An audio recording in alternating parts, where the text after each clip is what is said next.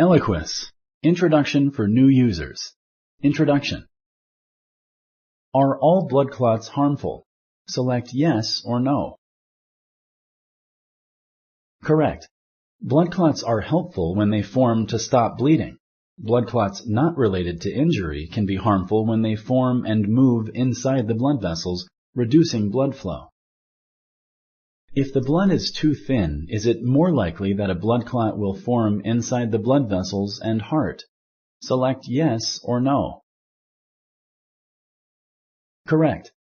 If the blood is too thin, it is less likely for a blood clot to form, but it is more likely that severe bleeding will happen.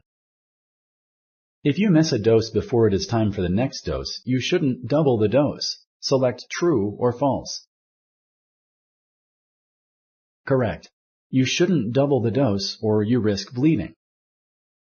Patients taking Eliquis should check with their healthcare providers before taking over-the-counter medicine or supplements. Select true or false.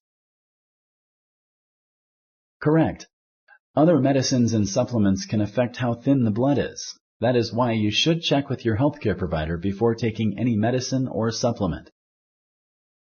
Minor bruises are a normal side effect and you do not need to call your healthcare provider.